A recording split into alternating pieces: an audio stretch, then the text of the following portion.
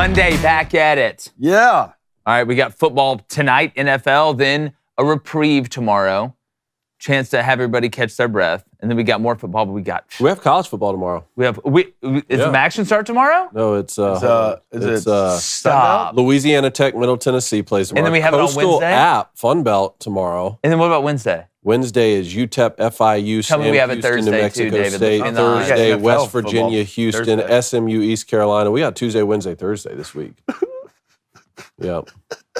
This is the best time of year. I walked out this morning. It was a little chilly, so I had to go grab a jacket. It is just the right best now. time of year now. If only the Braves can figure it out. Started on the Braves. By the way, Colin and Say are going to be absolutely insane. Yeah, I can't wait. We have to tell, again, if you didn't listen to our Sunday show at some point, the story about you yelling at that girl. Absolutely. I enjoy telling the story. I can't wait. Oh, my goodness. She's the worst. The 49ers improved to 5-0 after a blowout win over the Cowboys last night.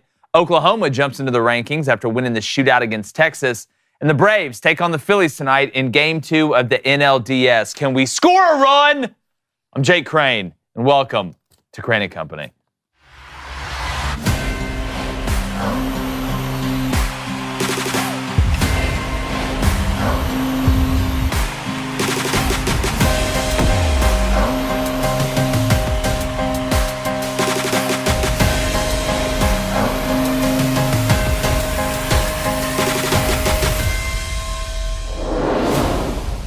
Now, obviously, Texas did not play like the Texas that we've seen so far this year against Oklahoma Saturday. It's easy to see that Sark struggled in the red zone, calling plays. The defense looked like what we've been accustomed to seeing in Austin, getting absolutely ran through. And Quinn Ewers looked more rattled than Papa Doc in the last round. But make no mistake, this Texas team is not done. The path is still there. And yes, Oklahoma fans should rejoice in their resurgence and for avenging that blowout from last year. We talked about Brent Venables all offseason. Nobody on this set is shocked. Now, it does look like Oklahoma has penciled their name, at least in light engraving, into the Big 12 championship game so far. But make no mistake, this rematch is going to happen. And now, the pats on the back for the Texas team in Austin will only change to faint smiles as those same people pass you by in the street. But it was only one game, and none of the parts in all actuality were functioning correctly. And you still had a chance to win the game. Now, Sark and this team, they won't panic.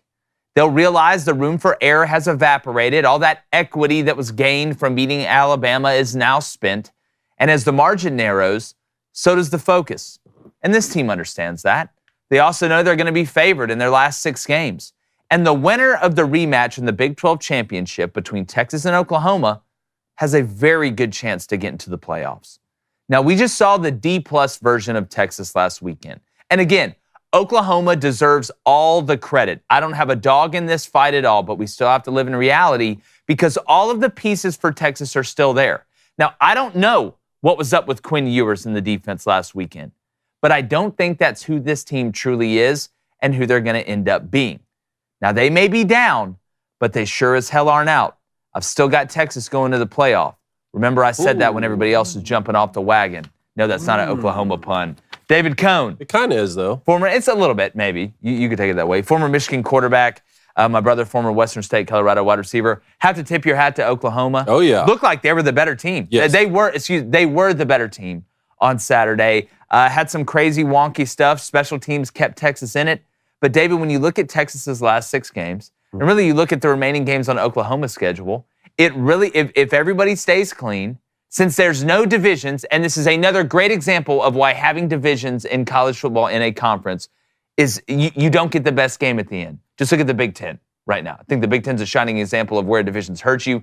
Not having divisions in the Big 12, we can still see Texas play Oklahoma, and I do believe that if a one-loss Texas beats an undefeated Oklahoma in the Big 12 championship, making that series 1-1 and Texas winning the Big 12, that Texas will go to the playoffs. Yeah, look, both of them are on a bye this week, and then they're both going to be favored for the rest of the season. And for Texas, even when they get Kansas State, that will be at home. So that's their game. I still think Bedlam's going to be interesting with Oklahoma and Oklahoma State just because of the intensity of that rivalry and being the last year they're going to play for a while. But both of these teams will be favored. So if we have a rematch in the Big 12 championship, we know how hard it is to beat a team twice. So the question is Oklahoma just better than them? Because they were this weekend. I mean, they just looked better than them. And even that still came down to a 60-second drive that Dylan Gabriel needed to go throw the game-winning touchdown.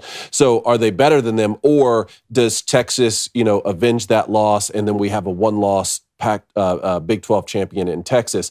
Then that's where things get really interesting to me, because like we said, the Big 10 West is going to take care of itself with that whole Michigan, OSU, Penn State. Is this another situation where one of them's undefeated, one of them's one loss, and one of them's two loss? That's what happened last year. Or do they all beat up on each other and everyone kind of has one loss and that one of those teams ends up being the conference champion? What's going to happen in the Pac-12? We'll find out a little bit more this weekend with Oregon and Washington. And then the nightmare scenario for the committee, in my opinion, is a two-loss SEC West team goes and beats a team like Georgia, let's say, undefeated in the SEC championship. That's where things really start to get. And that's not even talking about what's going on in the Pac-12 right now. We'll see if cannibalization over there. I feel like ACC. If you're a one-win team, I mean, Florida State runs the table and wins the ACC. They've got to be in, right? You've got to be. And then you look at the Pac-12.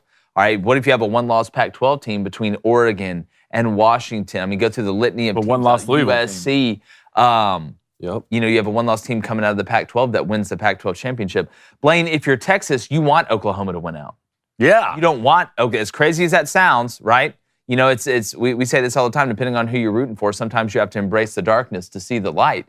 And you want Oklahoma to be undefeated when you play them. But again, going back, and I watched a little bit of that game yesterday in between the second window of the NFL slate and the Niners Cowboys game. And Quinn Ewers looked so off early in that game, just like he was almost afraid to push the ball down the field. Now, there were times where guys weren't open, but he was getting, and it wasn't like there was just an overt amount of pressure in his face. It looked like he was getting to the check down so quickly. It just didn't look, a ball was coming out of his hand weird. You look at that first interception, it was a ball that was forced. He got it going there a little bit later, but how many times are you going to get Quinn Ewers, who's played in big games and had success in big games? That was the most surprising part to me. This wasn't the first time we've seen him on the big stage. How many times is Quinn Ewers going to struggle? Sark's going to struggle play calling in the red zone. Outside of a couple of those red zone possessions, I thought he called a pretty good game. Need to be a little bit more unpredictable on first down. I agree with you on that. And then that defense getting shredded all in one game. Well, the one thing I didn't expect in this game was Quinn Ewers to start slow and start bad. Second half played great. Played a lot better than he did in the first half. But you go back to that first interception, I believe it was a double slant into two-man. I mean, and with a corner playing inside leverage. You saw the leverage the whole time. He looked right at it, which was strange to me. So after that, the only thing I could tell in the first half Quinn was doing, Quinn's eyes were down at the rush. That's what I'm saying. Most of the first half. Because look, I know Oklahoma's defense is good, and that's one thing I didn't give enough credit to was the Oklahoma front seven, who I thought played an extremely good game. But I refuse to believe that Xavier Worthy and A.D. Mitchell and your tight ends, the athletes that you have on the outside, when you have 4+ seconds in the pocket, can't get open. I refuse to believe that. So Quinn looks skittish, and usually it's big game Quinn. Bama usually steps up. You go back to Oklahoma last year, big games, Quinn usually makes that jump and becomes that guy. It goes back to first down. And I see this a lot in college football. First down killed Texas in the first half. Multiple possessions where you start off the drive, boom, 2 yards on a run. Just on a run. Boom, 2 yards on a run. Boom, -1 yards on the run. You don't have to run it on first down. Tendencies and offensive coordinators are killing themselves just running the ball to prove that you can almost run it on first down. Work backwards. And that's a question when it comes to Sark that I would never question, but after this, I do. It seems like he got conservative after that interception. And Sark got a little bit better in his bag later in the second half, but you can't start slow in a game like this. And that was my worry for Oklahoma the past couple years. What did they do? They start slow, and it's hard to come back. But kudos to Brent Venables, Dylan Gabriel, who's an absolute baller. Right now, year 2 in Oklahoma, I'm taking Brent Venables over Steve Sarkisian. Well, David, as a former quarterback, I want you to kind of speak to that a little bit before we move on. I totally get it, especially when you turn the ball over early. You want to get the quarterback in kind of a rhythm. Let's see if we can get something going on the ground to help play action. We call it pitching backwards here, right?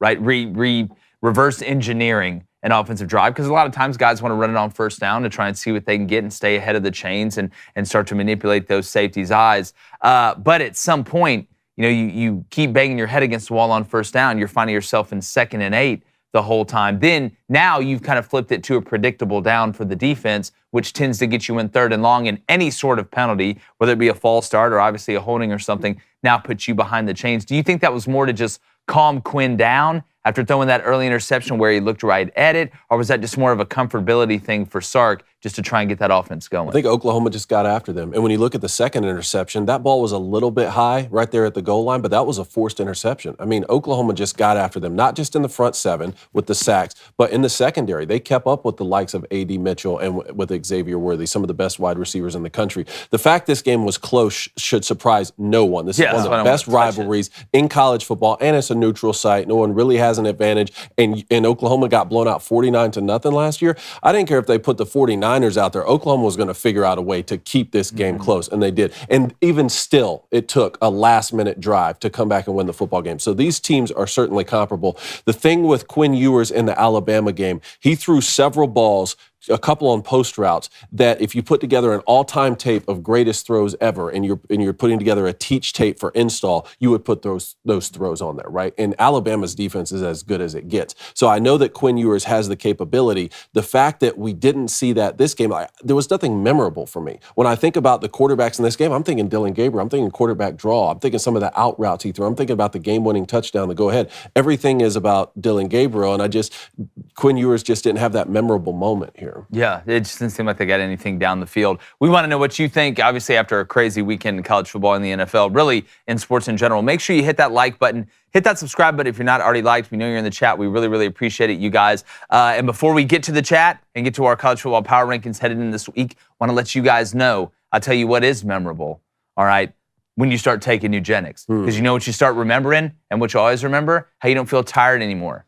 You perform better. You're ready to attack the day. You don't just grab the bull. Grabbing the bull by the horns is not just a metaphor. No, it's not. All right, you really did that. All right, and if you're tired of wasting your money on testosterone booster products that don't work, I don't blame you.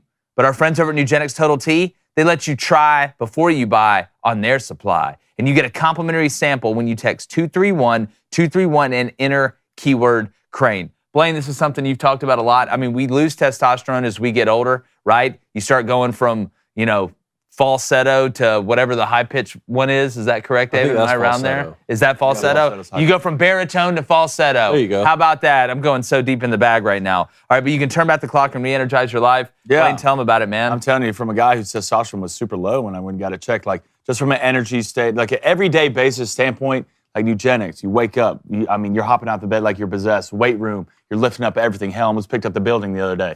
Just from a daily standpoint, your energy is there. You feel like a dude. You're walking outside. You're whistling at chicks. You know how it goes. I'm telling you, total. Can we get a flex? Huh? Yeah, can we get a flex real quick? Oh, good. He's going to flex and bust out.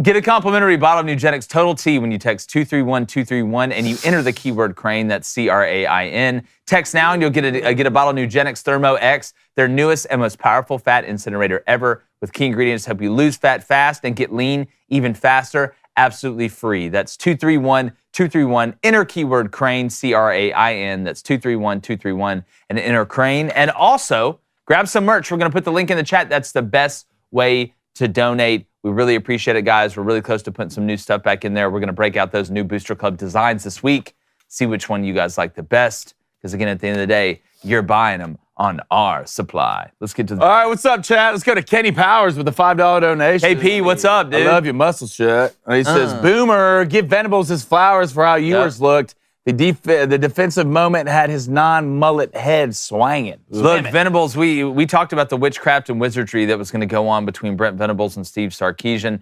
If you go back and look, I thought Brent and them really did a good job of mixing it up. It didn't look like Quinn ever got comfortable. But, you got to give Ted Roof credit, too. The defensive coordinator at Oklahoma. I thought they had a really good plan.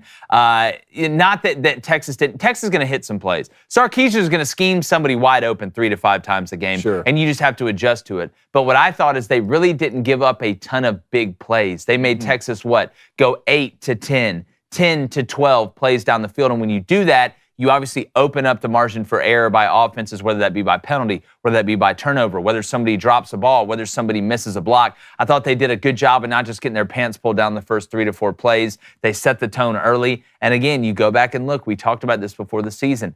Not that Oklahoma doesn't get talked about, but everybody was talking about Texas, including me, and they should have. And I still am talking about them. I still think they're going to make the playoff. But Brent Venables is a damn good football coach. He's an unbelievable motivator, and you see the way those guys got up for that game. And we talked about it on our Sunday recap, which you hadn't seen that, you need to go check it out. It looked like Oklahoma was the looser team. It looked like Oklahoma was the freer team. It looked like Oklahoma was just playing, not balls to the wall isn't the word, but they were playing like they had less to lose than Texas because, in my opinion, they did. If that was a close game and Oklahoma would have lost by 3, obviously Oklahoma fans would have been upset. The standard's very high there. But you'd have been like, you know what? That was a heck of a showing. It wasn't 49-0. You can see Oklahoma's on the right track. There was none of that. They went and took that football game. All right, let's go to Altoid Floyd. He says, Gabriel looked like the 6-year quarterback he is, and Texas turned the ball over and committed many killer penalties.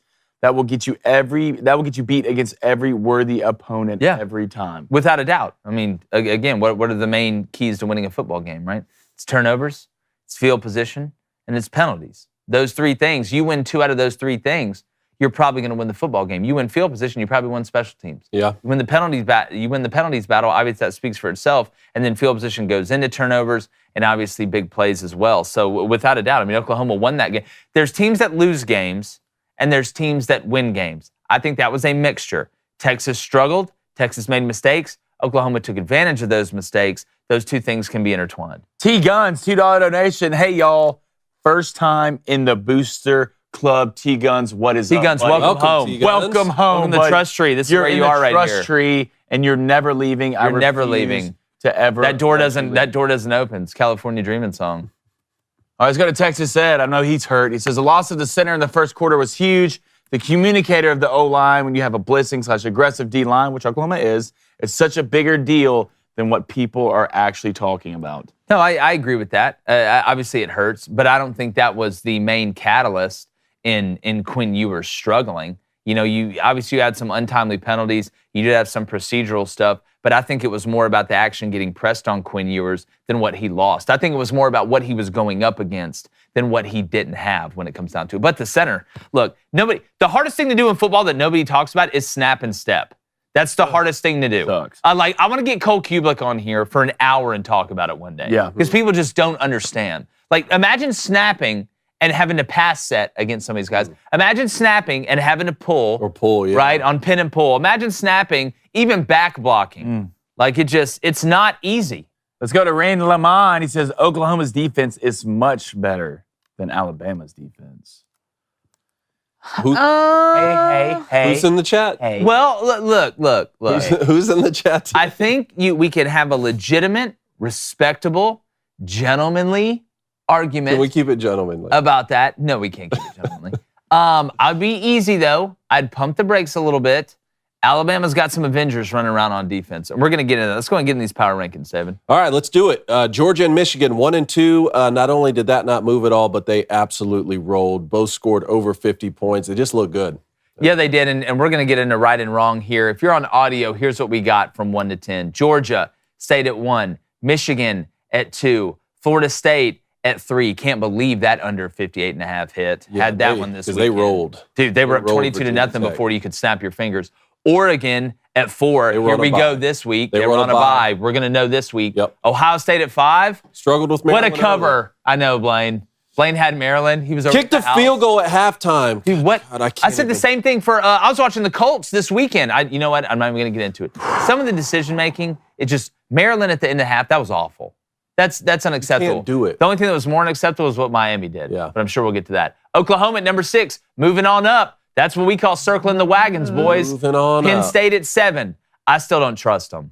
Really? I just still don't trust them. Well, like, I don't think they hit enough explosive plays. To do what? Trust them to be able to hit enough explosive plays to beat a team that scores 24 points. Like, trust them to make the playoffs? So, like, they'll still go 10-2 again and win a bowl game. Yeah. I mean, 11-2, that's a great season. No, it is, but, like, I'm not trusting them to make the playoffs. Sure. That's what I'm saying. Okay. Washington at 8. They're playing Oregon this weekend. I'm so unbelievably jacked and tan about it. USC at 9. Boo! They fell 3 consecutive weeks after 3 different wins in the AP poll. Shouldn't be there. But that was because they overranked them in the first place. Just doesn't feel right. Well, it's again, I've said it since the first week. We've all said it. You know what this USC team looks like? Every other team that Lincoln Riley's had. Like, it looks like every other team that Lincoln Riley's had. Caleb Williams is the best quarterback he's had.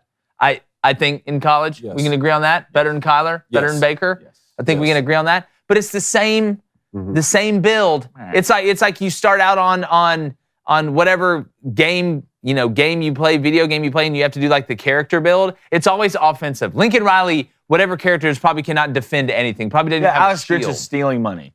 It's just Alex Grinch is stealing money. He's been stealing money. Right now, USC Louisville, who you taking? Where's it at? Neutral. USC. I'm probably taking USC. Take USC. Give me Louisville. Texas at 10. Because they beat Bama. Yeah. We had Bama at 10, and then we're like, how can we put Bama at 10 we do it? when both of them and Texas have one loss, and Texas won at Bama? At their place. Like, I can't in good conscience do But this is the week we find out a lot more about the Pac-12. Like we've been talking about, the back half of that schedule, so loaded. Oregon, Washington, obviously. We're going to see who takes the reins in the driver's seat there. But then also USC goes to Notre Dame. Notre Dame, after a loss this past weekend, after, the past 3 weeks, really the emotional roller coaster Notre Dame's been on. Can they figure out a way to get up for this old school rivalry when USC comes to town? You have a couple good. UCLA goes to Oregon State. There's another one. Right, that should be a good one. Oregon State gave up 40 to Cal. Wow. Like, that's just such a weird, was that... I didn't get it. This is a game I did not get a chance to watch. Obviously, with the other ones that were going on, there's only so many multi-views that I can put up. But was this a look ahead for Oregon State? Man, I don't know. I still think their defense is that good. Really? Really? Yeah. I mean, I don't think they're bad. I mean, Washington State dropped 12 against UCLA. You got to remember that they had a pick 6 in that game. The Washington State could have scored as many points as they wanted to against Oregon State. So that's why I just don't think their defense is that good. Well, I think this Oregon State team is just, it's the same DJU. Like, I don't think DJU is like leaps and bounds better. I think it's a good fit. He's the problem. But, I mean, you did give, on the road, right? This is where it's kind of gotten weird. San Jose State, you gave up 17. They rolled Boise State this weekend. I know, that surprised me, especially with the green kid at quarterback for Boise. UC Davis, San Diego State at home, you gave up 9. At Washington State, you gave up a 38-piece. That's on the road. It seems like this Oregon State defense just depends on if they're at home or on the road. You get UCLA at home. I still don't trust UCLA's offense. And it's so strange, offense. actually, like what we've seen from Oregon State the last couple of years. They've been physical and fast and athletic and smart on. Well, Jonathan Smith has that thing built. Yeah. He's building it. They're almost like a little bit of diet Utah. If you watch that Florida State game against Virginia Tech, Florida State jumped out early. Next, it was 24-17 at one point. I'm pretty sure going into the third. Yeah, I feel like Florida State. Florida State's defense worries me. Really? Worries me. If you're watching Florida State, Virginia Tech was tearing them apart. Well, and again, it's a long time ago now, it feels like, but that's the only team I've seen that, LSU really didn't do anything against. LSU. Well, that's first game of the season. I know, I understand that, but like you had experience on LSU. If LSU played Florida State right now, how many is LSU dropping? 30 plus. Man, it's hard for me to say because Florida State just put their dukes up and said, let's fight it out and find out who's more man. Like, and I've seen LSU, I've seen them falter to that twice. Yeah, I know, but still, I don't think that LSU offense right now is. I think that LSU offense is scoring 30, but I think Florida State's scoring 45. For sure. I still think some of the reason LSU's scoring so many points is because now they realize, oh, wait, we have to. Yeah, there's no other option. We have to, or we're going to lose. Right. The defense isn't stopping anyone. Yeah, that's exactly right. We want to know what you think. Again, those are our power rankings. We're going to put them out real quickly in the chat, Blaine. What are they saying about them? Okay, let's go. A lot of agreeing here, which is good. Good. Smart group.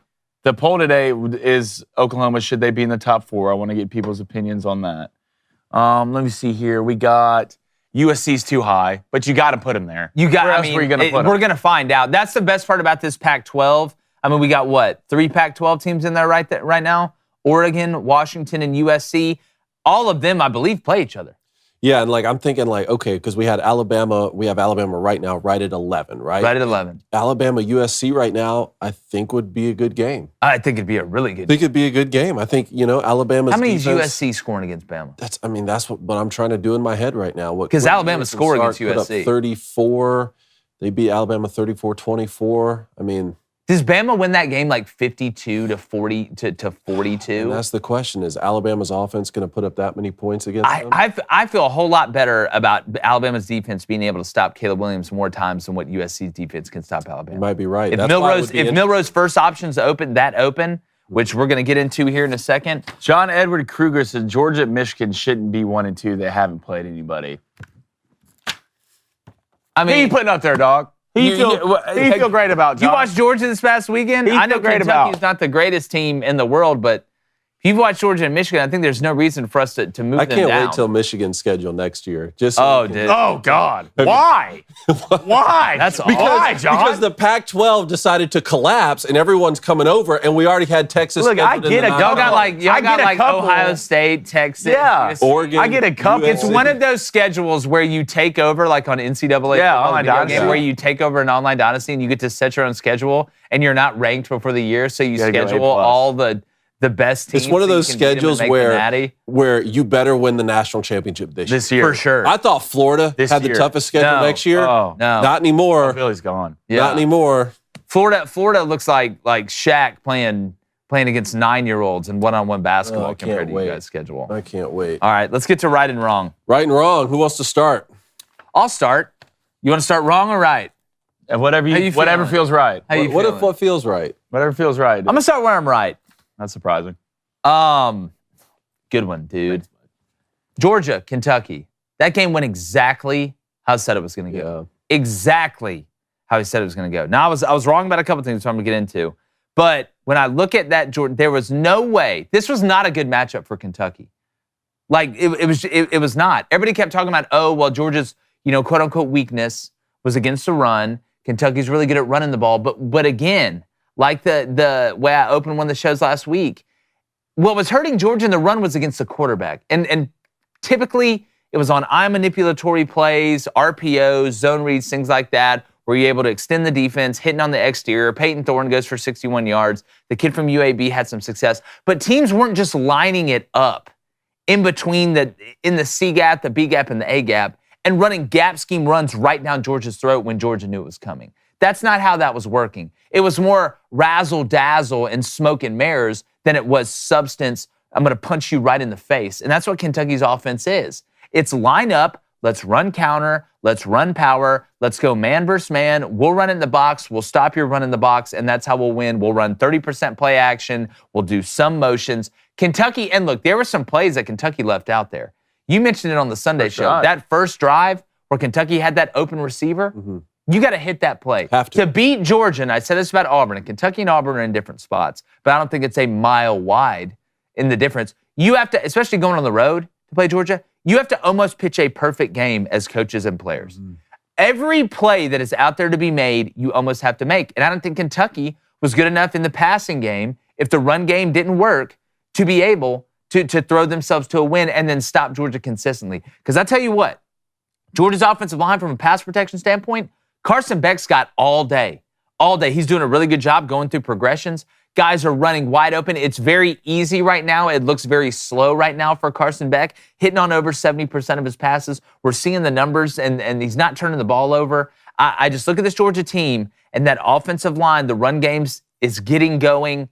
It's, like I said, Georgia is becoming who they really are. They did it against Kentucky. I know people look at the schedule, but, man, that game happened exactly like I thought it would. There's actually more points scored than I thought there was going to be. But outside of that, it went exactly how I thought. Yeah, and one of the things you said last week, this is the week that Georgia becomes who they're going to be for the rest of the season. Well, when you beat someone by 50 Great. points, three turns out they're still really good. Yeah, it turns out they're still really good. For me, what I was right about, I'll take Alabama beating Texas A&M. And kind of the way it happened, especially from the defensive perspective, I said, I think both of these quarterbacks will turn the football over. That's what happened, both threw an interception. I said, don't be surprised if you see double-digit sacks in this game. That's what happened. I think 11 total sacks. Max Johnson's back there running for his life. Now, I didn't expect Jalen Monroe to throw for 320 yards, but Texas A&M stacked the box, right? Kind of forced Alabama into this position that Blaine was talking about where, hey, let's just put Jalen Monroe in the pocket and see if he can beat us.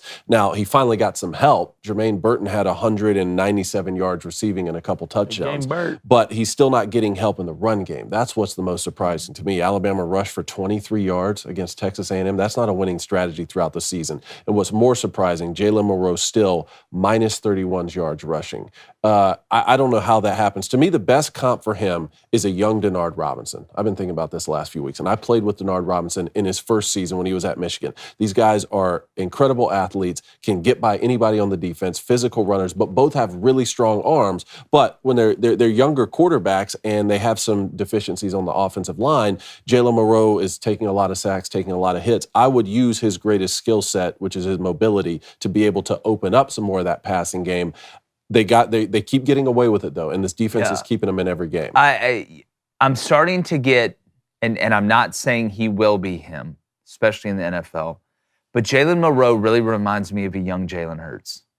Like, he really does. Big physical runner. He took that shot to the back from that blitzer that they didn't pick up and he didn't see. I'm talking square to the back from a grown-ass man, laid on the ground for a second, popped up, and then converted.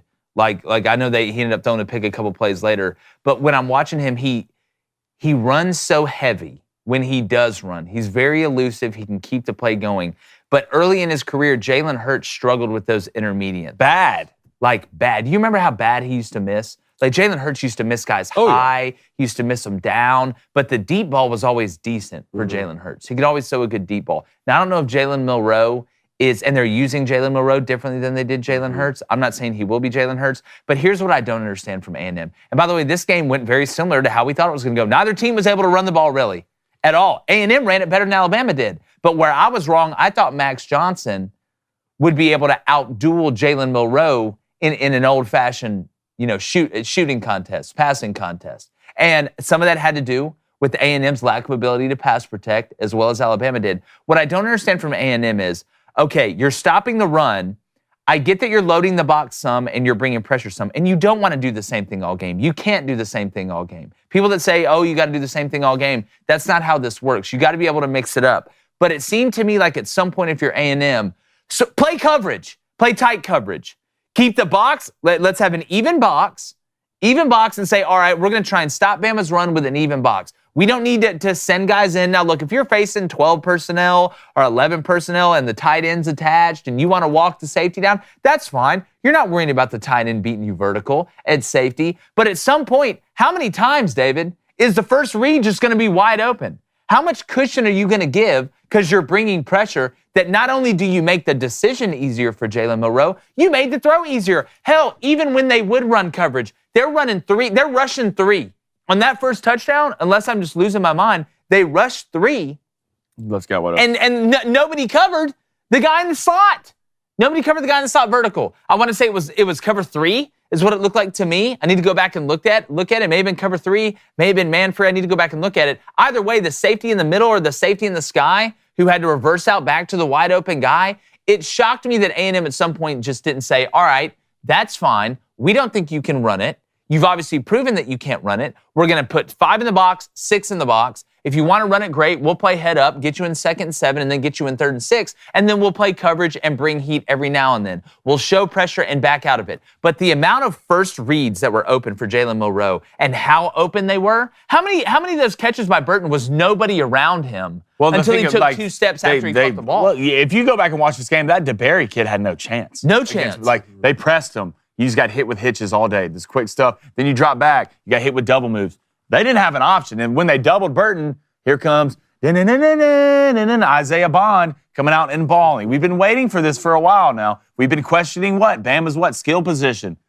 How much, now that we saw A&M get torched against Miami, and now we've seen him get torched through the air versus Bama, and I'm not taking any credit away from Bama. Jalen played his ass off. Tommy Rees called a great game. How much of this is A&M is just bad in the secondary? They're not great. Regardless if you bring pressure and run man and run press, or regardless if you sit back and drop 8 and try and keep everything in down and keep your shirt down. We saw that when Restrepo was cooking them with Miami. And you knew it was coming. You knew where it was going, David. I'm glad I didn't see the box score of this game before I made my pick, because still, Alabama, 14 penalties, almost 4 times as many as Texas A&M.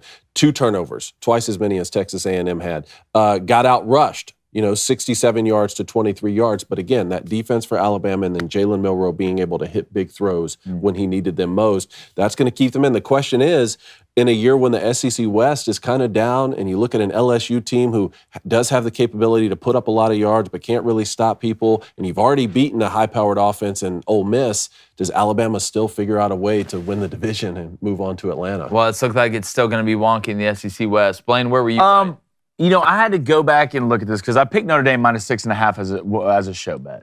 But I went back and looked at when we did our ACC schedules. I had Louisville winning this game.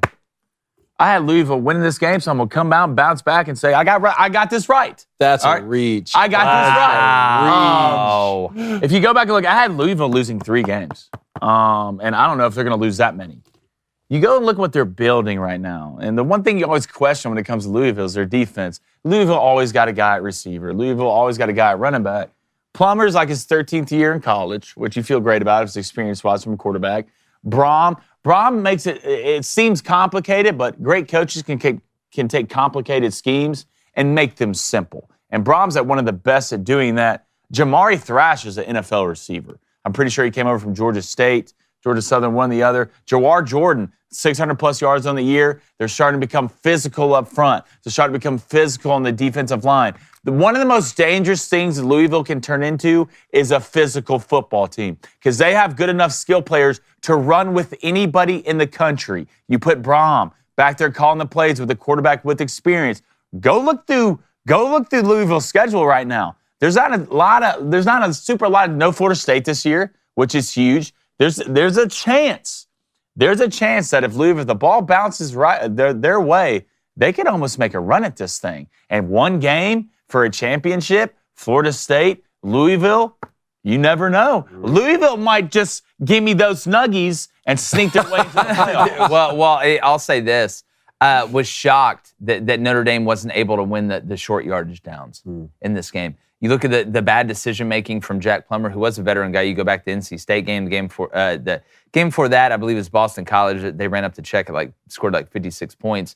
But the NC State game, man, he just made some decisions. And maybe getting those bad decisions out of the way in that game was the best thing that could have happened to Louisville because they were able to hang on and win against a bad NC State team that did start MJ Morris over Brennan Armstrong this past weekend, by the way. How'd that game go? And beat Marshall. It was back and forth, high scoring. They ended up winning it at the end. But I do want to say this, David. Yeah.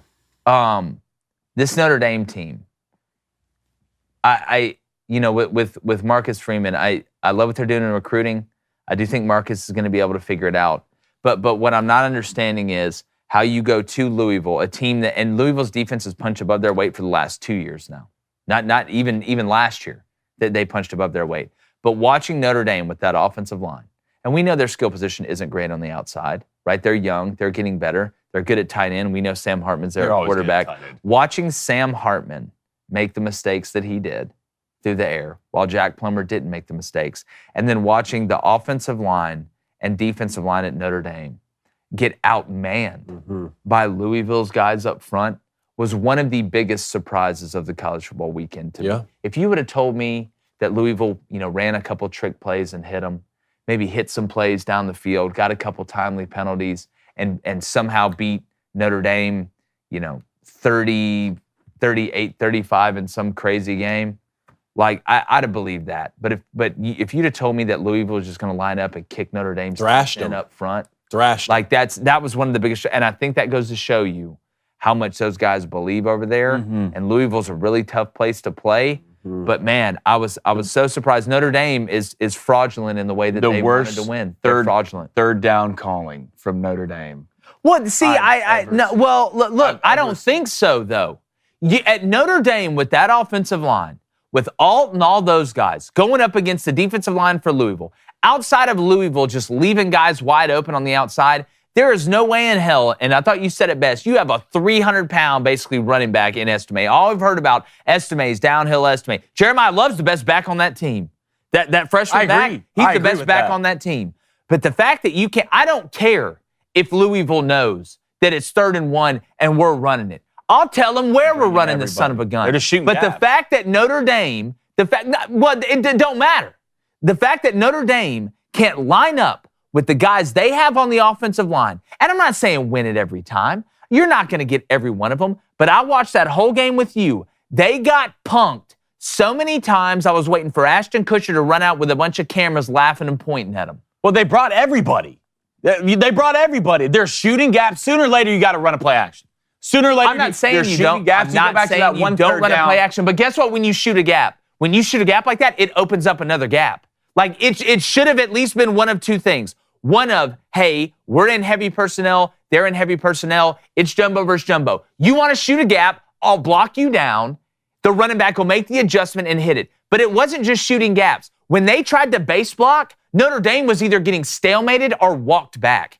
You can't shoot every gap. They're not going to shoot every gap. It blew my mind. One of them, when you just got cute, tried to turn around and run a little trap play that you end up fumbling. That was stupid. Third and one. And second of all, they really don't run behind their best player up front in Joe Alt. Yeah. Run behind his huge. He's a first-round pick. Run behind his huge ass. They never do. They never do. Know your personnel up front. That's what blew my mind when it came to Notre Dame. Audrey Estime, second best back on that team. I agree. But sooner or later, if you see all 11 of these guys coming, you have to run a play action. Just something quick to the flat just to make them respect it. All right. Yeah, that loss to OSU broke their spirit. It just broke their spirit. And now you got to go play USC. Yeah, now you get USC. Yep. All right, real quick, where are you wrong, David? Well, I was going to take Notre Dame, Louisville, but since we touched on that, I'll take UCLA, especially on the defensive side of the football. It's time to put some respect on UCLA's defense. And the way they played Utah a few weeks ago, I was looking and I was thinking, okay, clearly they're very talented on defense, but at the same time, we're looking at Nate Johnson play quarterback for Utah and thinking, all right, and if Cam Rising doesn't come back, then maybe this game isn't that surprising. But being able to hold Cam Ward to the way they did, not only in the pass game, but also in the run game and beat Washington State, I thought was very impressive for UCLA. And now they get, who you said, Oregon State this week? Oregon State this week. We'll find out a lot more as we move forward this week, but UCLA now improves to 4-1, and I'm looking at, I'm pulling up the rest of UCLA's schedule here. They got Oregon State, Stanford, Colorado, Arizona, Arizona State. Then they get USC and California. I mean, there's another 4 or 5 wins in there. I mean, it's looking like it's going to be a really good season. We say one of the best compliments you can give a coach is his team can win in multiple ways. UCLA right now is winning the exact opposite way of the way that Chip Kelly designed UCLA to win. Not that they wanted to play bad defense, but typically this isn't a team that struggles offensively. Dante Moore was only 22 of 44. He's struggling. Had a couple turnovers. He's growing up, right? He's got those growing pains. But Carson Steele, 140 yards on the ground. You know, that white cage fighter they got from the MAC at running back? Yeah, he was from Miami, Ohio? Miami, Ohio, like one of the best names. He has a pet alligator. Yeah, one of the best. Carson Steele, right. Of course, I bet he can hit a baseball 500 feet and probably can't dribble. But I did think Washington State was going to win that game, but watching UCLA win this game, is UCLA turning into a physical team? Like, you watch what they did with Charbonnet and them last year. I love it. Like, is there some transition going on? But I agree with you there, and I'll say Clemson. That game against Wake Forest is a lot tighter than what I thot it was going to be. Yeah. A lot tighter. They beat Wake Forest by 5, scored 17 points. But quickly, I would say the Oklahoma's defense, man, I didn't give enough credit. And the way the Oklahoma's defense won the point of contact. Yeah. Right? Not even in the front seven. The one thing I look at of being a receivers coach, when gets me going, is receivers blocking. That's what gets me going. Yeah. Oklahoma's receivers were whooping Texas's DB's ass blocking, all right? And the other way around, Oklahoma's defense was whooping Texas receivers in the flat, quick screens. That's why you saw quick screens at Oklahoma, 8-10, Texas, 3-5. That's coaching, that's teaching, and that's just saying, you know what? I'm going to beat your ass at the point of contact. That's what Oklahoma did. All right. Before we I want to get to NFL recap. We got the lines open in here in like 2 minutes. So make sure you call. If the line's busy, we're going to try and roll through these here in a little bit. We want to make sure and get what you guys think in, because on Monday it's always crazy. I can tell the Midwest is going to be buzzing. We're going to get to the chat too. Make sure you hit that like button, hit that subscribe button. But really quickly, well, if you're trying to correct something, all right, it's no secret that we all love the Genucel Dark Spot Corrector. Okay? Now, whether you have sunspots, whether you have liver spots, whatever type of spots you got, okay? right? If you're basically just walking around looking like a Dalmatian right now, our friends over at Genucel have you covered. You need to take advantage of Genucel's most popular package, which includes the dark spot corrector, plus the classical Genucel bags and puffiness treatment and immediate effects for almost 70% off. It is skincare for men and women. It's a great gift, great Christmas present, great birthday present. Trust me, we all use it here, our wives and significant others. Spoiler alert. Oh, maybe. I don't know. Dropping the ball there. They're so confident in their products, you can try them for yourself completely risk-free. And David, if you don't see results in one day, you're going to get your money back. I saw results. You did see results. I saw results. You called me Jeff Bagswell, and I saw results after I used Genucel. So there we go. That's a good one. Jeff Bagswell? Jeff Bagswell. That's a good one. You looked at my face David. and called me that. That's really good. So it's simple. Go to genucel.com/booster. That was really good. That was good. Or Craig Baggio. Was that right now, or did you already think of that before? You'll never know. Yeah, you've been thinking about that for 2 weeks. That's genucel.com/booster. And start looking years, even decades younger tomorrow. Say hello to the best skin you've ever had at genucel.com/booster. That's genucel.com/booster. Booster Club sold them out last time. Let's do it again, people. All right, NFL recap. Here's all you really need to know. The San Francisco 49ers are the best team in football. Yeah. 42-10 over the Cowboys last night. Dak turned it over 3 consecutive drives. Brock Purdy is the real deal. This man may never lose a regular season This game. guy is not just someone who is filling in on a talented roster and running a system. This guy is chunking the football down the field like I've never seen. He still lives with a roommate and drives a Toyota Tacoma. I believe in it. I'll say this. This is like the 49ers Kevin Costner draft day themselves. Like, does anybody else realize that? They traded all these picks to get Trey Lance. It was always Brock Purdy. And then with the Mr. Irrelevant pick, they get Brock Purdy. The whole draft day movie, they did it to themselves. It's like Kevin Costner would like call himself and then trick himself into doing Now Trey Lance is just handing Dak his helmet. Yeah, that's exactly right. Go get him, Dak. It's clean, Dak. You go get him, It's Dak. clean. No, the Niners look like a complete team. Man, watching the slate yesterday, there's some crazy games. The Patriots is just... Drake made it the Patriots? Are they the worst team in football? I don't know. Every week I keep that's trying as bad to as see who's that's the worst as bad team as in I've football. seen. The Patriots are as bad as I've it seen, gets, David. man. It's as bad as I've seen. They're not good at anywhere. No. They can't kick. Their offensive line's good. Their defense isn't good. Mac Jones isn't good. They're not good anywhere. It's just crazy when Tom Brady leaves. It's everything. I mean, People are asking questions. Colts, I hit that one money line. They held on against the Titans. Titans just on the road. I don't trust them. Gardner Minshew came in, got another dub. Anthony Richardson, man. Shoulder. Gets hurt every game. Well, I mean, this is the flip side of That's exactly right. for their running capabilities. That's exactly right. But Gardner Minshew just out there finding ways. The Dolphins beat the Gigantes. Great job right there. Really, I was worried there for a second because I had the Dolphins minus 12.5. I ended up taking a parlay minus 9.5 in the over 41.5 when they were walking in, I believe, on the 5-2 through that pick six. Achane is absolutely flying. Like Tyreek Hill set the record going 22 miles per hour. Well, Achane said it before him. Achane said it before. Yeah. You want to know how good of a situation it is with the Dolphins right now? Like, they're just seeing who can break land speed records. You want to hear something games. crazy? They're not even the fastest guys on the team. Is Waddle the fastest? There's a white kid. No, I don't. Tyreek came out and said it the other day. There's a white if kid there's on that one kid team. I don't want to. His name's like Adam Hill or something like that. Wait, is it the kid from Georgia? The kid who I don't know. runs He's like, track there's in one Georgia? kid I don't want to race on the team, and they just showed some white. Wait, kid. you said on the Dolphins team. Yes. Man. There's some What position's he playing? flying. Don't believe you. Flying. They showed a video. Showed a video of him running.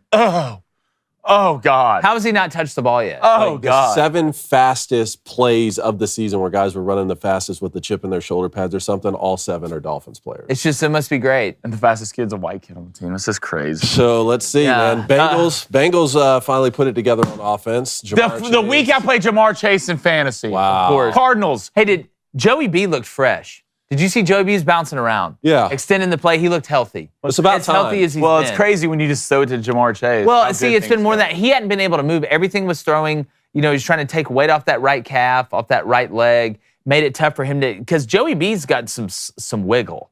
Like, he's a slippery cat in the pocket. One play, I knew when I watched him, he worked like outside of the pocket early in that game and then worked his way back in and found Jamar Chase in between two guys. I was like, okay.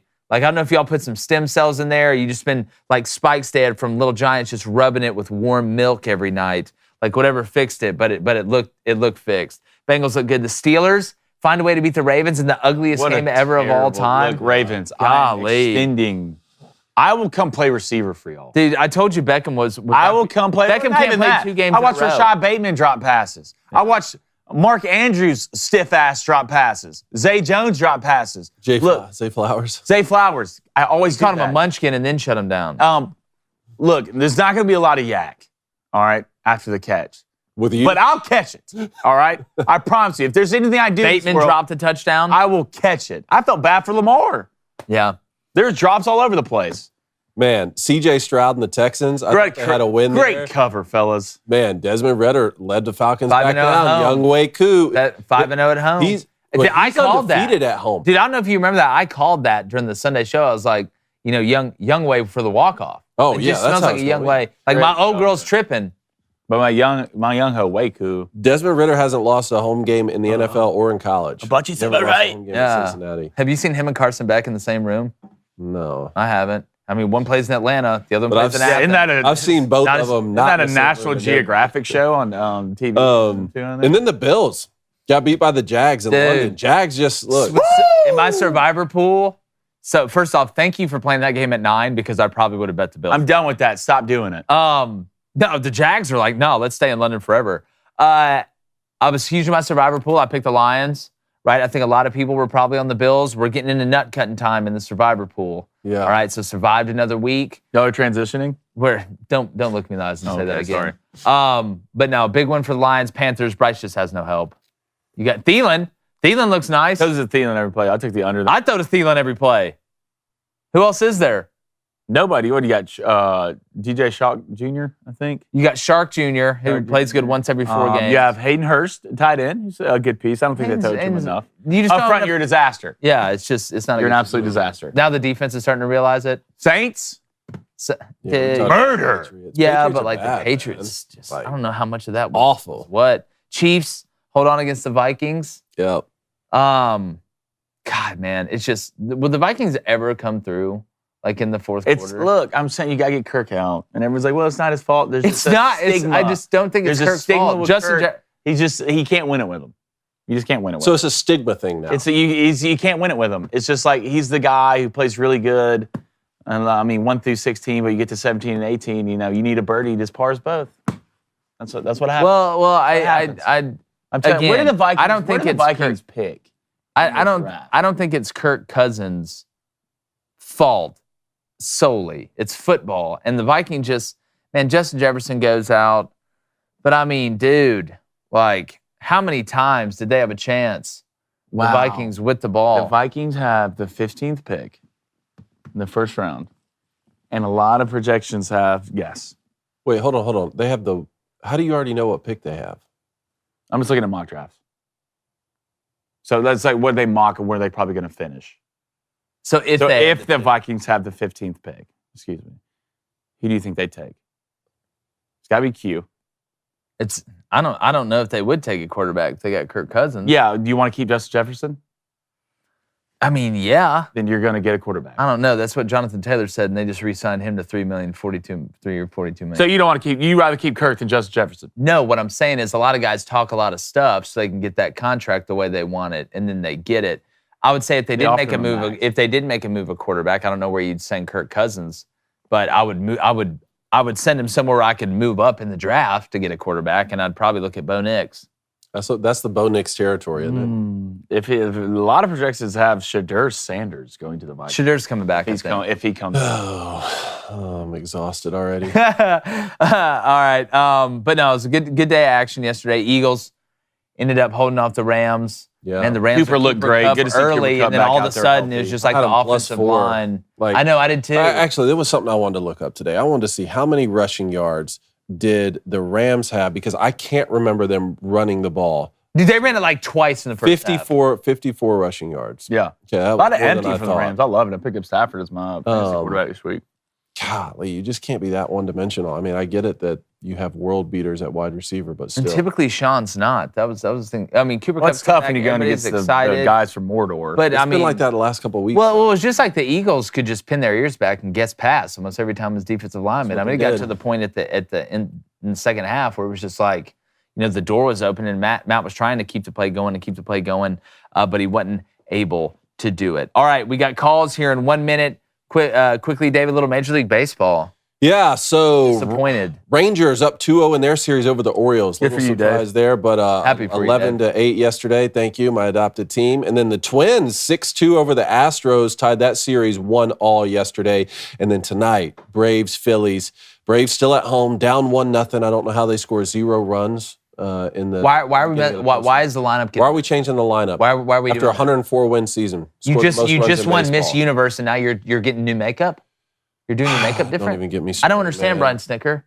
Then the Diamondbacks, man, blew out Dodgers in Game 1, and Game 2 of that's tonight. Scored too. 6 against Kershaw in the first. I don't know, but if the Braves lose tonight, they're going to lose the series. If they lose tonight, they're losing the series. Well, the Rangers Both my brothers are going to be at the game. Come on, Braves. Let's go. First of all, I want to give a shout out to the Twins. That was a huge win. It was a huge win absolutely. for Minnesota yesterday to stay in the fight. They're kind of my adopted team outside of obviously the Braves, who is my team this year. Zach, not only did the Diamondbacks win Game 1 and score 6 against Kershaw, they didn't throw Zach Gallen in the first game. He's going tonight against Bobby the Thriller Miller. Like that, I'm telling you right now, boys, the Diamondbacks are the Diamondbacks and Rangers. I mean, Diamondbacks, I think, the hottest team in baseball right now. I mean, they're doing it with the Diamondbacks are doing it with a bunch of guys that nobody knows. See, those are the teams that worry you, right? They just got they got 3 dudes from Curacao you never saw before. Like no bat and gloves, no one speaking English. Yeah, not a word of English spoken. Like you're in trouble. You're in bad trouble. There's not a routine play that's not getting made. Tonight in Atlanta is Max Fried against Zach Wheeler. God, Zach Wheeler was so dialed in last game. Yeah. He was so dialed in, like Brady Cook was for Missouri for basically the whole game, and then makes one mistake at the end, and everybody starts trashing Brady Cook for throwing for 400 yards. That's a story for another day. I'm sure we'll talk a little bit more about LSU and Missouri in a game that we went exactly like we thought it was going to go as well, and it couldn't get into a track meet. Missouri wanted to win, and that's exactly what happened. But right before we get to calls, go to Jared Mitchell with a $5 donation. He says, Razorback football. And all our coaches getting second chances. Bobby Petrino back to Fayetteville. Let's go. Man, isn't it amazing? See, this is what I laugh. Home. This is why I laugh when I say Urban Meyer to Michigan State and all these Michigan State fans like, oh no, Urban Meyer is the worst. He's Osama bin Il June, like some mixture of Kim Jong Un and Osama bin Laden, and then all of a sudden, like when it comes down to winning, the people get a lot of rope. Now all of a sudden, all the Arkansas fans are like, Bobby Petrino's the devil. After losing what? How many games they lost in a row now? 8 SEC games, something like that? Something nuts like that? You're staring at 5 straight losses this year? That was Bobby Petrino. I bet y'all buy him a motorcycle right now. Get his play calling self back on that motorcycle and find him a volleyball coach somewhere and see if y'all can't figure it out. It's just the biggest disappointment is that typically, use this analogy, David. Watching Sam Pittman probably not work out at Arkansas is like when you watch a friend of yours who has 2 really cool parents who always acted cool around each other just get divorced out of nowhere. Just don't feel right, man. Like, it just doesn't feel right. Like, what happened? Like, this should work. Like, you like books. She likes books. Like, it just, Sam Pittman, and typically you take on the identity of your head coach. The good teams do, right? And that's offensive line. That's physicality, which is perfect for Arkansas because all I've known Arkansas my whole life is to have a humongous offensive linemen. They're the Wisconsin of the South that just road grade you, play action, and hit it deep. But Arkansas, they're just not good up front. And it's weird to see. Arkansas is a finesse team with a country boy head coach. Does that make sense? Bobby Petrino already got that second chance again at Louisville and said, no, this is where I want to retire. Everywhere he goes, it's like, no, this is it. But you heard about Arkansas, what he said. What did he say? He'd love to retire there. Yeah, I bet. All right, let's go to Jariah. And they'd be good. Let's go to Jariah. With a $10 donation. Show me your O face. He says, trust in the signs. The Twins manager had twins this year. Also, how about Carlos Correa getting to 3rd all-time in the postseason RBIs, passing Jeter and Big Papi? Yeah, look, even though the cheating thing at Houston, I've always liked Carlos Correa. And the Twins, Jeter. I just can't remember that movie that I watched as a kid, the baseball movie, that had the redheaded guy in it with the with the red mustache, and he like faced Randy Johnson and the Mariners. What movie was that? And it was actually the Twins. And I just always kind of liked the Twins. Was it Rookie of the Year? Or Little Big League? It's one of those. They were the twins, and it had the Cat. guy who was the bad guy in First Kid, where the president's son. He was like the CIA guy who guarded the president's son. Same dude. Don't know his name. Chad will know it. Hold on, the Twins manager had twins this year? Yeah. Wow. Makes sense, don't it? Yeah. Yeah.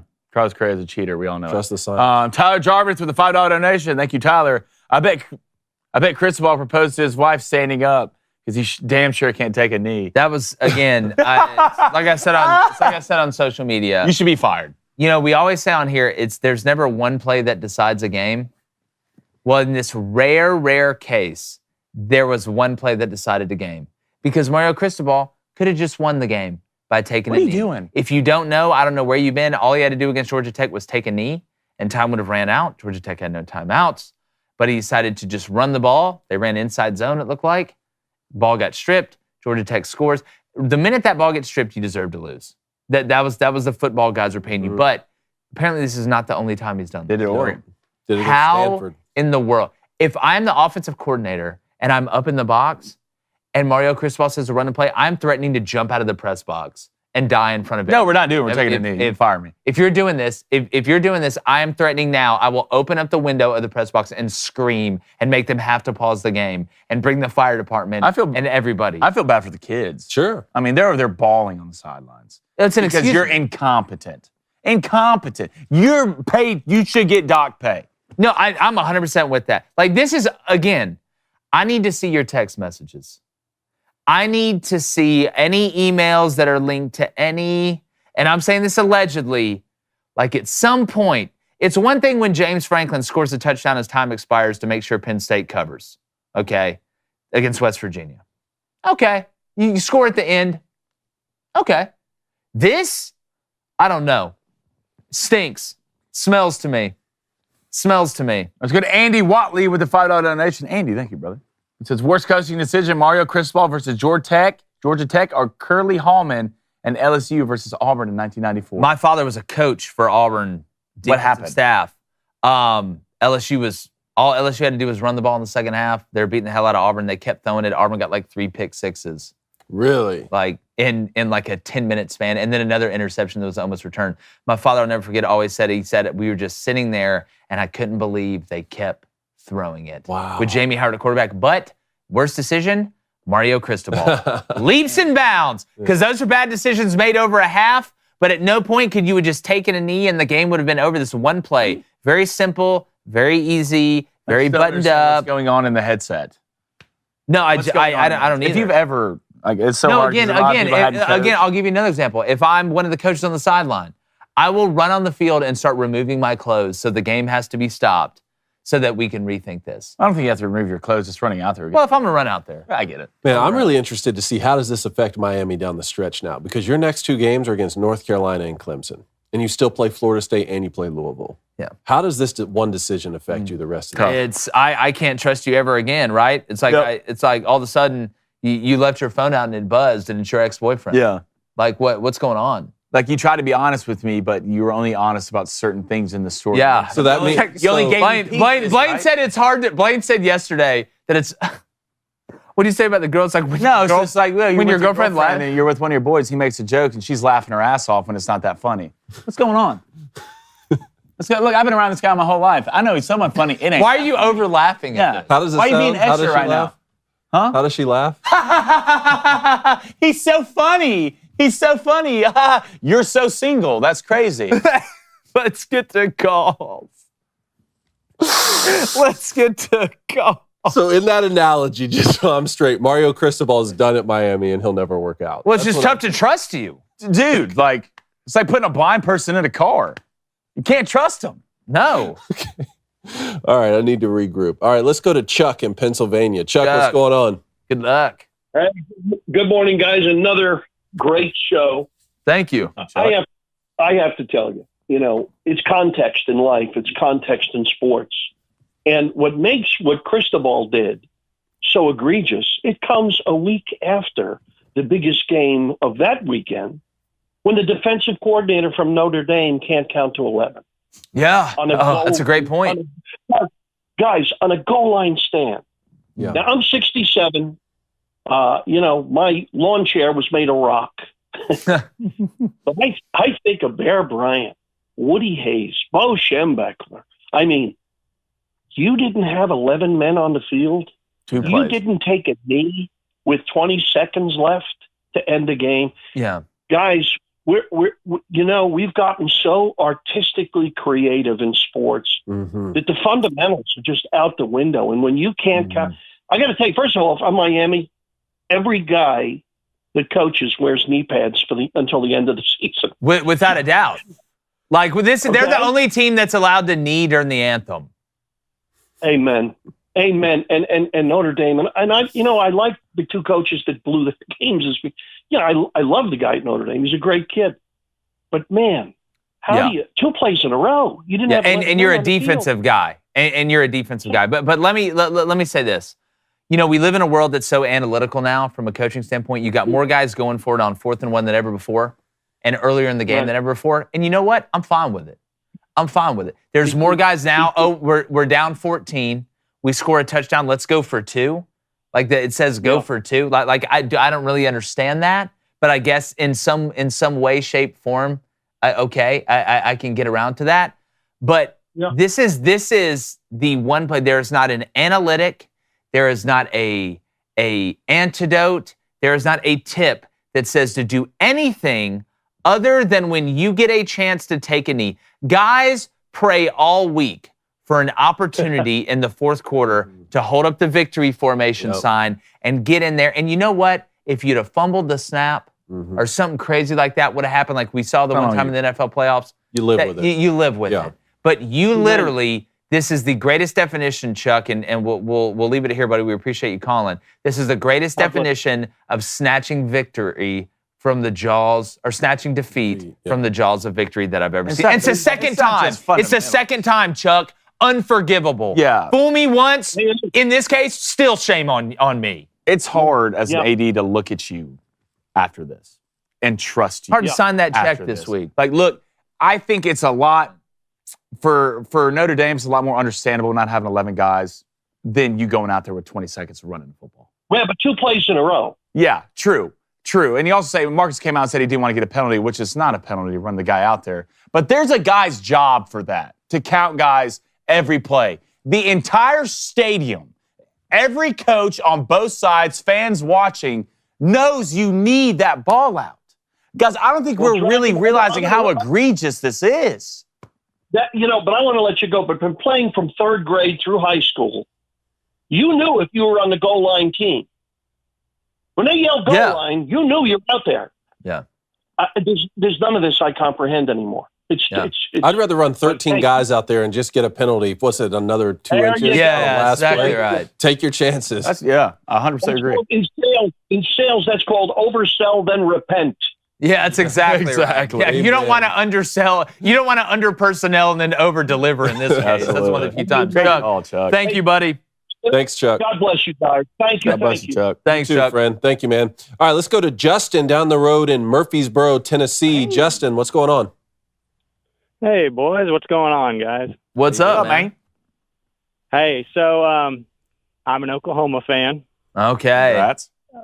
and I go by Coffee Guy Sports in the chat. Hey! What's up, man? I called on Blaine to apologize yesterday, but my boy refused. I'm not apologizing, coffee guy. Make him. I won't. I guess I won't fault you for that. You just had to face him. Auburn embarrassing themselves to Georgia. Look, trust me, I deal with that every year. Yeah. Well, it's funny, Justin, because we're dead inside. Yeah. So that hurt. Yeah. That would hurt. That would hurt if it wasn't like when they go underneath the well in the It movie and everything's floating down there. That's like how we are. Where's Bill Hader when you need him? Well, unlike the Texas fans that called in last week, I wasn't standing in front of my mirror softly saying "hook 'em" to myself. I was listening to y'all talk your canned, rehearsed speeches that you've been practicing for over 15 years. Since you last won the Big 12. That's so wild. It's been that long. Yeah, your defense is just trash. They are.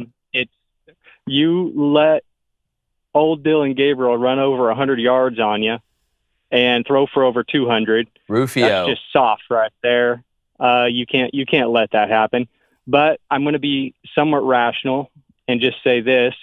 BV is our guy. And in his post-game press conference, he came out and said, we're not satisfied.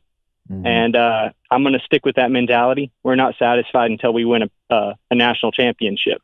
So that's all I have to say. Well, that's the standard at Oklahoma, and that should be the standard. I'll tell you this, and he also realizes that rematch is probably coming down the pipe. So you be careful with kind of how you go about things. But again, the standard at Oklahoma is so high. You got over one big hump. Going to be favored, and obviously every game you played the rest of the season, but you handle business there, you're going to have a chance to do something really, really special in Norman this year, and you'll probably have to beat the guys from Austin again, right, in another neutral site game to be able to do it, which can you imagine that rematch? We all win in that one, Justin. But thanks, buddy. We appreciate you. Thanks, Justin. And there's a reason I said don't bet that game. There's Congrats, a reason I said don't touch it. All right, we got Kirk on the line up in Canada. Kirk, what's going on? Kirk. Hey, gentlemen. How's it going today? What's up, buddy? Man. So my question, well, then I got a college football trivia after this, but my question is, will the Patriots finish dead last in the NFL this year? I mean, It's not good, Kirk. Is there a team that's trending further down? I mean, the Jets, you'd have thought it'd be the Jets with the way it'd been going lately, but they go on and beat the Broncos. Zach Wilson's starting to feel like he put it together. I mean, I'm sitting here looking at the Patriots. 2 worst losses of Bill Belichick's career in the last 2. You go Back to back. to the Raiders, Bills at home, to the Dolphins. I mean, it's not getting a whole heck of a lot easier here. You still got to play the Patriots. You still got to play the Chargers. You play the Bills again. I mean, it's not a good situation. It's brutal. They can't, nothing, offense, defense, special teams, it's all brutal top to bottom. It's just bad. Must be just losing. He must be just pulling his hair out. But, yeah, I don't know. I just console myself in the fact that we won 6 championships over those years with Brady. Yeah, look, you got yours. I mean, at this point, I mean, can't complain. You know, at this point, you're just being greedy. You know, if you want more. Good point. So I kind of follow Heisman odds week to week for some reason, just for something to do. And so there's a guy that bumped into the top 3 who wasn't there last week. I wonder if you guys might be able to guess who it is. Jaden Daniels? In the nope. The top 3 last week were Williams, Bo Nix, and Quentin Ewers. But there's a guy in there who bumped ahead of Ewers and Dylan Nix. Gabriel? Nope. No, it's probably Penix, right? Penix, they were off last week, right? Yep. Yeah, Oh, Penix bumped up. just because Ewers moved out? Yeah. Gotcha. Yeah. Well, look, he should have been up there, to be honest with you. Well, look, this week, you want to move up there a little bit further. Yeah. I mean, USC This goes is the to week, Notre Dame. man. We'll see there, and then Washington hosts Oregon. Kirk, it ought to be good. I don't watch a lot of college football because, like I tell you, I'm on the streets every Saturday. But I did watch the highlights of that USC game, man. That Caleb Williams, he is something to watch. Oh, he's a witch. Amazing. He's keeping USC in it. He's a bona fide witch. Yeah, they go play Notre Dame this weekend. We're going to find out. Not that Notre Dame's some world beater. We'll see how they bounce back again after the tough loss at Louisville. But defensively, I think they got a chance to maybe slow USC down a little bit. And I want to see that USC defense against that pissed off Notre Dame offense. That's what I want to see. Because now Notre Dame's just a spoiler. Yeah, now you're just spoiler. Now you're just spoiler. And of course, the NHL season starts tomorrow, boys. So Yep. There we go. Still from here. Yep. Hey, I'm with you. Hey, I'm riding with the Leafs, dog. I'm with you. Let's do it. Are you really? No, he's a Predators fan.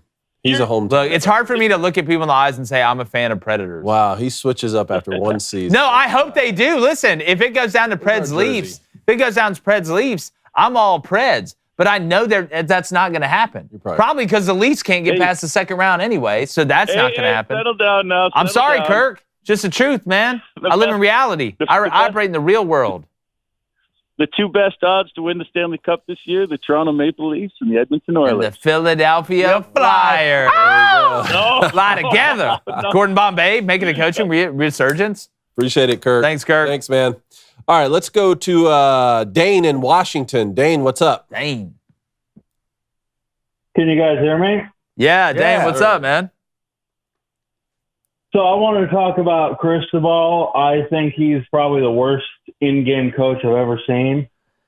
That's as bad as it gets, man. Like, hey, honestly though, it's Dane. Like, doing it once to me is like that's the dumbest thing ever. There should be repercussions. But twice, apparently he did this against Stanford. At Oregon. Yeah, like twice, Dane. Oh, I'm a Duck fan. Oh God! No, so that happened. Why? Because I can't remember. Yeah. That actually happened. The same thing. Yes, and I gotta see text messages, man. He'd get up by like 20 or 25 in the first half, and he'd go halfback dive, pass, medium, punt. Yeah, and then we lost like half of our games during his tenure because of that. He's a great recruiter. He's just a horrible in-game coach. Like, Dane, that's the worst. Can you, like, my wife, who is, again, knows football, understands it, like, enough. You know what I'm saying? It's like I say, if you threw me in Italy, I know enough Italian to be able to get around to find the airport and, like, the bathroom and stuff. That's how she is when it comes to, like, the operations and schematics of football. But she knows if you get a chance to knee it out for the love of everything sacred on all spectrum of religions, from Scientology to Catholicism, you knee it out. You knee it out. What are we talking about? How are we talking about this? This man gets paid millions of dollars to take time out of his millions of dollars to call and doesn't complain about knee it out. We're thankful. I'm telling you, this might be I'm cutting it in half. Like, Utah's out here giving players trucks. You better give them boys something, because after that, I don't know if I'm a player how I'll look you now. No, again, like Mario Cristobal comes back to his office the next day. I'm the athletic director. Oh, he opens the door, the lights are off, I'm lighting a cigar and petting a cat, and I need you to explain it to me. Yeah. Why does it smell like gas in my house? Yeah. Like, he is just so bad. Like, I had this theory and I thought about it. It doesn't make any sense, but, like, maybe they brought him to just bring in the 4- and 5-star recruits and then fire him and bring an actual coach. Well, like, the thing is, like, Mario does so many things well. He does a lot of things well. So good. How do you not do this well? Mm-hmm. Like, again, it's funny. Go ahead. He coaches, like, he recruits like he's, like, an NFL coach, and half the time he can be a borderline good college coach in game. Then he has these moments where it's like it's his first game playing in high school and he doesn't know the rules. Well, and again, Dane, let's leave it here. Look, y'all got a huge one this week. Good luck against Washington. But it's one thing if we're talking about Sark running the ball too much on first down. It's one thing if we're talking about, hey, you're inside the 5, you got cute. We're talking about taking a knee. Mm-hmm. We're talking about wearing pants in public. We're talking about wearing pants in public. That's what we're talking about. We're talking about wearing pants in public, not walking around just swinging in the wind. Goodness gracious. Appreciate it, Dane. Thanks, Dane. Hey, man, call us later in the week. All right, we got Chase. Chase on the line in California. Chase, what's up? Chase. Good morning, gentlemen. What's up, dude? How we doing today? Good, bud. How are you? Doing great. Oh, I am doing fan-freaking-tastic this morning. Why is that, Chase? Fantastic.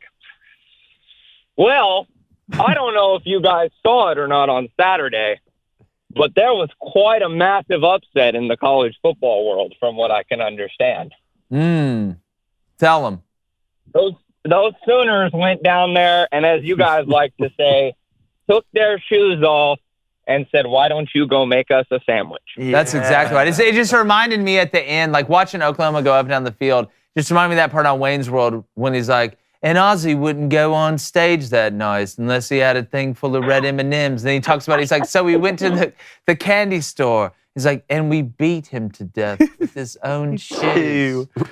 Like, that's what it reminded me of watching that. Like, Texas, like, again, what we said the biggest jump from Texas, it's been defensively, right? I'm not worried about the offense. Yep. I'm not worried about the offense, which the offense wasn't great. And you did block a punt. You scored 30 points. But with this Texas defense, 30 points should have been enough. It should have been enough because that was the biggest jump. Texas, it just seemed like it was previous 3-4 years Texas. Oklahoma year 2, Brent Venables is already better than Sark in whatever year he's in Texas. And see, You can clip that and put it everywhere. Kind of the biggest thing for me that I took out of that was, and I know it's kind of hard to hear that, obviously, me being an Oklahoma fan, because you hear that and you go, duh, you were sitting there saying that. But, like, I was just watching that, and I said this to you guys when I talked to you guys last week about it. I felt like a big part of the problem going into that game was there was too much stock being put in the on-paper matchup and not enough stock being put in the what could transpire on the field matchup. Go ahead. I thought one matchup that clearly showed there, and I didn't think he had a bad game per se, but Gentry Williams guarding Adonai Mitchell, I thought showed. We had actually talked about that matchup. Yeah, we had actually, I think we had a caller call in and bring that up. Chase, it may have been you, actually, believe it or not. It was me. I told you guys, I know Adonai That's a good call. Two-time college football, national champion, and, he played at Georgia, one of the best offenses in the country the last 2 years. I get that, but Gentry Williams is no slouch, like I said. I thought it was interesting. But hey, I did want to say one thing to you guys, because I don't want to hog the line. You guys know how I am. I like to get in here, let you guys say your piece. And you like the Navy SEALs, get in, get out. Get in, get out. I got to go back to Chase and Mills anyway. You guys know how I am. Sir. But I did want to say one thing. On the Oklahoma end, and since you guys were watching the game, I think you guys probably are going to be aware of this name. We have got to start putting some stock and some credit in the name Peyton Bowen, folks, because this kid is going to be a star. Is that the linebacker? That's our true freshman 5-star safety out of Denton, Texas, that we flipped from Oregon. Caused that fumble on that hit, and he was swarming in the back. I actually was talking to my dad on the phone, and I actually was writing it down. He had 5 plays where he was over the top, and had he not been there, we might have been in trouble. And I don't have to tell you guys this. Over the top was where Oklahoma was getting beat all game long. Oh, for sure. It's just I thought they did a really good job of making very timely plays against Texas, and that's what the games typically come down to. Appreciate it, Chase. Yeah, I agree. Thanks, man. Hey, keep chasing those mills. Great call, Chase. Have a great day, bud. All right, boys. We got Chad on the line in Oklahoma. Oh, here we go. Chad, what's up? Good morning, fellas. How we doing? Good. Good. Go ahead. Doing good. Blaine, first off, you can take the bass out of the tone of your voice and just go ahead and accept this I tried to tell you the first call in, Blaine, just a little bit of faith. You would have been right here with me in the driver's seat. You would have been right here. It's a beautiful Sunday morning or Monday morning in Oklahoma. I just love Chad. I can feel the exuberance in Chad's voice. The food tastes better. Oh, God. Taller. How great it was Sunday morning for you, Chad, when you woke up. Like, did you just walk out and just look in the woods? Birds started flying to him. Well, a little dove landed. I said, "Hello, little guy. How you doing?" Listen, I kind of like animated how I feel whenever I see Blaine. Hello, little fella. Anyways, guys, listen. Okay. In honor of the show so far, I wanted to join in the where Chad was. Kind of do my own where Chad was wrong and where Chad was right. And it's always easy to take your medicine, so I'll start with where Chad was wrong. And now let's move to where Chad was right. I told you guys the whole year it was going to be OU 12-0. David picked him too. I guess I get no credit on here. Chad's calling. David started singing. We got Chase calling. David turned into a musical on Saturday with Sean I'm over here singing the Oklahoma theme song, but that's all right. David, I was coming right at you, Cone. I was going to tell you what that a boy. The trust tree. That a boy. Trust tree, exactly. Now I want to ask this because you guys here. I thinking about people crying after the Texas game. It reminded me of Interstellar, and really? Matthew McConaughey sitting there whining and tears rolling down his face. Don't go, his daughter. Don't go. And I wondered what space is a vacuum. It doesn't have much sound in it. And I know that Texas side of the field was pretty loud whenever they scored the field goal with 1:15 left. I didn't like that's not enough time for Oklahoma. And boy, I tell you what, when Nick Anderson caught the touchdown, you could have heard Mouse peeing on cotton on the side of that Texas field. Silent as you could be. Yeah. Chad, what was your reaction right when he caught the touchdown pass at the end? What did you do? Was anything thrown? Did you turn around and started screaming at random people? Well, I was at a watch party. There were nachos flying.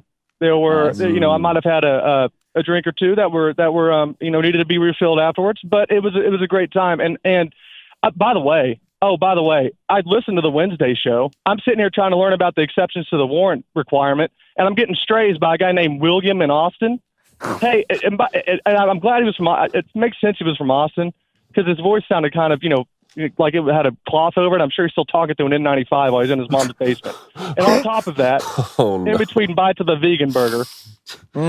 Also, I hope you guys realize what I was saying about USC, which Blaine, I hope 11-1 or playoff. I mean, wow. Anyways, what you saw with USC in Arizona is why we are happy that Lincoln Riley left.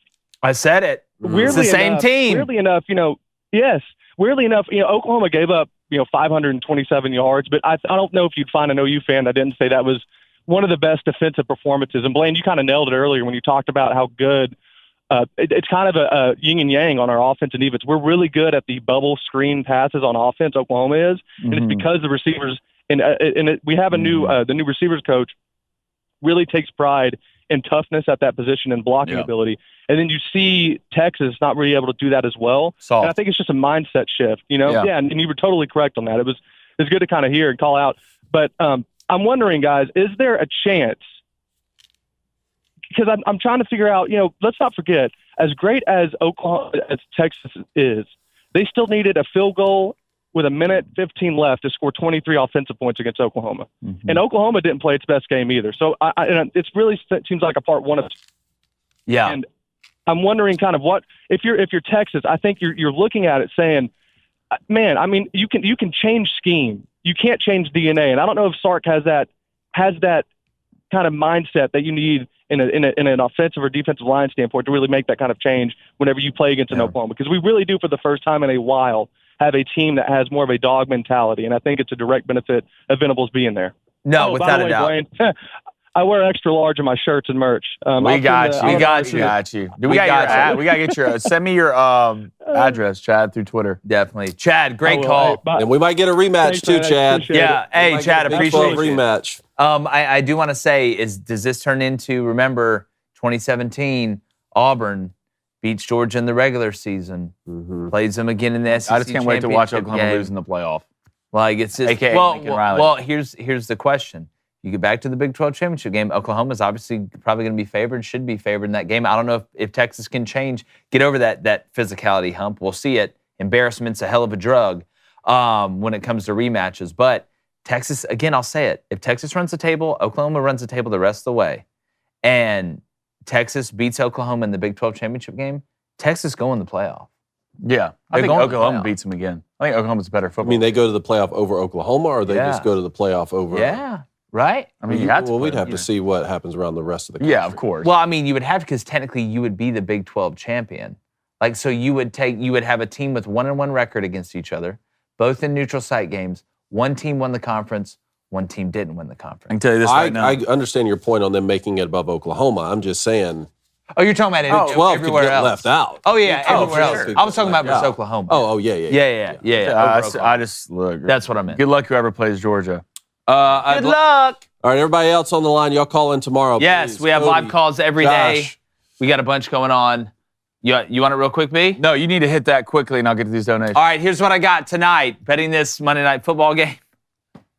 Packers, Raiders. I mean, just close your eyes and walk one direction. Give me Romeo Doubs. Everybody's picking Christian Watson over 42.5, whatever his receiving yards. I'm going Romeo Doubs, right? Anybody named Romeo, I could fall in love with. Give me that over 45.5 yards minus 115. Then the Raiders money line, because who knows? The Raiders will probably get up. Then the Packers come back. Then the Raiders have to score again to cover, but just give me to win. Just give me the Raiders money line. Braves money line, like your life depended on it. Braves, that's what I need. Please. Minus 162, and then Raiders total team points under 23.5, minus 108. Probably right. Never felt more comfortable about anything in my life. All right, let's play a game called How Many Times Can We Throw It to Devontae Adams? I'm going ATT, anytime touchdown. It's going off at a plus 105. He's literally their entire team. And I'm also taking the Raiders because I believe in the pressure that the Raiders front will be getting on Jordan Love, and Jordan Love turns into Jodie Foster and panics in the pocket. Give me the Raiders, money line -130. Also, Jimmy G playing, coming off concussion protocol in that game. Ace is going to take the Dodgers money line, trying to get back after that beatdown going up against Zach. It's only $3 a gallon, -166. And then the Packers, +2 at -108. We'll probably. All right, we'll get to those donations. I'm going to roll through these as quick as possible. Lucy B, $5 donation. Blaine, you're going to end up marrying mozzarella stick Stacy. No, I'm not. Mozzarella stick Beats Majinks, $5 donation. Big losses on Saturday. Made it all back on Sunday on one parlay.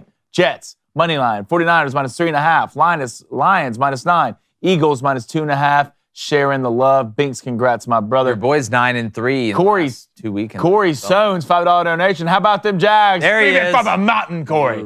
Arik Cascade, since Notre Dame, -6.5. Cost me the Crain and Kill locks of the week. 6 select. We're 5-1 on them. That's right by you. Blaine is a stretch. I apologize, Arik. Send me a message. Maybe I can hook you up with something. Ryan Gade, #Smack Talk Monday. Braves fan, eat their steaks well done. #Go Phils. 9 mil Norm. That was funny. Louisville should never be bad at football. They're basically the 13th grade. Yeah, that is. Braves fans eat their steaks well done. Yeah, they do. Don't worry about it, David. You're a Rangers fan. Let's go to Cole Frink, $5 donation. Been sick for the last week and have no voice. Cole. Damn, Cole, sorry to hear that, man. LeBron is mid, MJ's a GOAT, and this is still the best sports show on the airwaves. Hi-oo. You are damn right, my brother. Broken Devil Dog, $5 donation. My Lions are up. My Wolverines are up. And I finally got my first win in fantasy. Some might call it a perfect weekend. Wow. Go Lions. The golden weekend. I love it. Blue. So proud of you, D, kid. $2 donation. Good banter, fellas. I appreciate that. I think this is all today. I think this is. You found a way to aggregate them? Well, yeah, but kind of. Okay, so boom, boom, boom, boom, boom. There's the date. Boomer, got it. Boom. That's everybody. That's All right. everybody. Good, we figured I think it out. I did it. You're doing a great How job. about that? Thank you. Thank Hey, you. but the next time a player transfers and you don't know if he's from Georgia Southern or Georgia State, I need you to figure that out. Because they're Georgia not State. the same. Excuse me. Well, I don't want to hear it after that guy we talked about earlier went to Ball State, not Miami, Ohio. I wonder if he went to Ball State. I literally thought that in my mind. I mean, Spider-Man, Chiff. Let's be honest. But it's Gabbert's little brother that's the quarterback at Miami, Ohio. That's right. It's little Gabbert, like the 9th one. That's right. Like the 9th one. all right, Paul. Should Paul. Oklahoma be in the top 4? Oof. I'm going to say they said, knowing them because the Georgia-Michigan hate strong, I'm going to say yes, 53%. I've been hot on these. I've caught the card the last 3 I mean, days. I'd be fine with it after a win like that, but no. Nah, 51. No, 55%. Wow. Yes, 45%. You got to tell. That girl's name's not really. No, I'm not going to name drop her on you. Yeah, no, but you got to tell the Stick story of Stacy. mozzarella sticks. Yeah, okay, so I was over, I just recently started talking to a girl. I was over at her house. Hey, that's it. You heard it. Plains in a relationship. There it is. So I got invited over to her house thinking it was just her. It's Friday night. I'm not going out. I have a job to do. I have to watch football. This is my job. I have a bunch of money on Nebraska to actually come out and win this game. They're playing Illinois, I believe. So I walk in. They're all sitting on the couch. Hi, haha, this is great. I want to leave immediately. I didn't know they were all over there. Yeah. So I get on the couch. Got in the kitchen cooking, and they're gossiping about something. And I'm watching a Nebraska game. Look, I get loud when I play when I watch football. It's just the way it is. I have a bunch of money out. So Illinois punts it. All right, and there's a punt to Nebraska. It hit off the Illinois guy, but it hit a Nebraska guy, and they gave the ball to Illinois. I am yelling, Losing at your the TV. mind. I am yelling at the TV. And the next thing you know, and this girl's super stuck up, have given everything been given to her whole life. And she's fat. So look, I'm Batman. I just don't fight crime. I just hate fat. I just like those. All right? Her whole story, huh? And so immediately I just hear from the kitchen, Blaine, will you please be quiet? So immediately I turn around, look at her and said, shut up! Shut up! I used the F word too. I said, shut up! All right, and just the absolute astonishment on those 3 chicks' face. The girl I was over there to talk to after they left came up to me and was like, she's never been talked to about like So that. you're single now? In her again? life. But tell No, me why she loved it. why you had an encounter with her before. Oh, because we went to Winners and Losers a couple months, a while ago, and I ordered some apps, and I've never seen a human do that to mozzarella sticks. She's licking the marinara out of the cup. Out of the cup. I was like, what monster? What monster? She's like the thing that opened doors and scares kids. Mike Wazowski. The worst. Pennywise? The worst. God, I hope she doesn't listen. I hope she does. I'll send her the clip. You shut up. No one cares what y'all are talking about. We talk about mermaids. I'm trying to win money. Just wait till Auburn plays. Oh, and that is a Monday show. Thank you guys for checking us out. Make sure you like, subscribe, go grab some merch. Got a great show for you tomorrow. Got live call-ins every day. Please keep spreading the word. We're growing like a weed. We really appreciate it. Enjoy your football watching tonight. And like the chances of there not being a rematch between Texas and Oklahoma in the Big 12 championship, we're going. Hit the light, gone.